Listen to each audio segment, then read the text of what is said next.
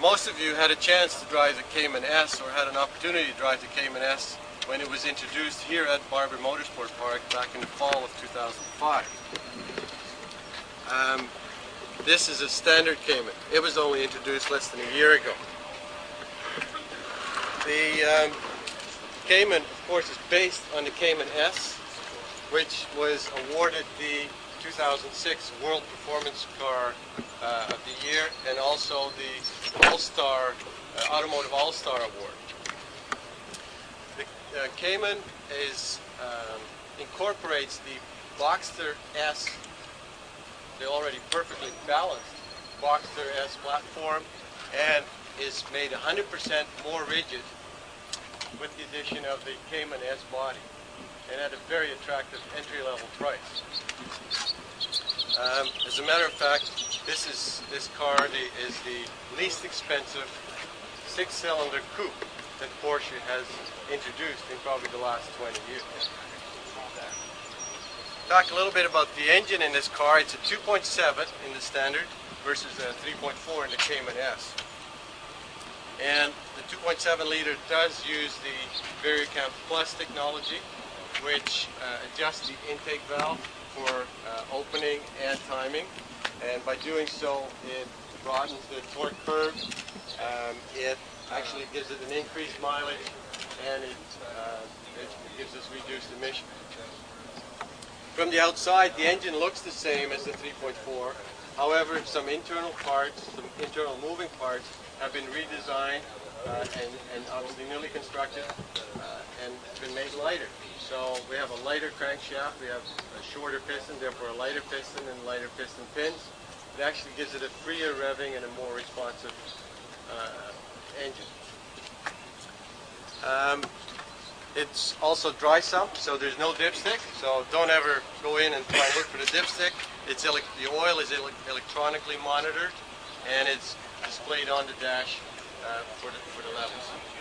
It's mated to a 5-speed transmission standard. Of course, the option is a 6-speed or the Tiptronic, and the package as such gives us a top track speed of about 160 miles per hour, acceleration 0 to 60 in 5.8, and a very good gas mileage, like 23 miles per gallon in the city and about 32 miles per gallon out in the highway.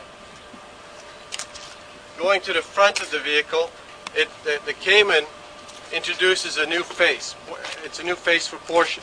It's got a very pronounced front lip, and of course the front lip, what it does is it reduces the lift on the front of the car at high speed, therefore a much more stable vehicle at high speed. We got the new fog lights right here in the intake, in the bar across the intake. We got projector type headlights. The bi-xenon are optional on this car as well. Going towards the back, we got Carrera GT like mirrors. We got a new wing on the back that moves up at 75 miles an hour, just like we have seen on the Carreras already, on the 911. So we got that nice movable wing. And to go underneath, the underneath has actually been redesigned as well to kind of aid in the cooling of the brakes and the cooling of the engine and transmission.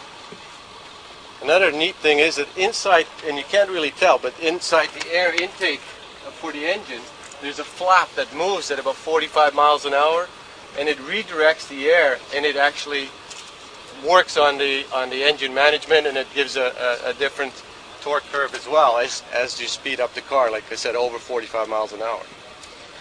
The car, as much as it is a sports car, it's also designed to go on longer trips, a little bit more comfortable. It's got the storage ability. We got the big shelf in the back for some packages or perhaps even small luggage. We got storage compartments behind the seat. We have an oversized glove box. We've got the all-important cup holders, which are actually hidden in the trim just above the glove box. And then it's got front and rear luggage compartments. Combined, it's about 14, a little over 14.1 something cubic feet, which is about 5 cubic feet more than the Boxster has. So it makes it a little bit more comfortable for those long trips. The other not unique, but the other features are like the leather. Even on this standard Cayman, we got leather steering knob, leather emergency brake handle, leather cover on the storage bin, and leather door panels. So all in all, a very nice package.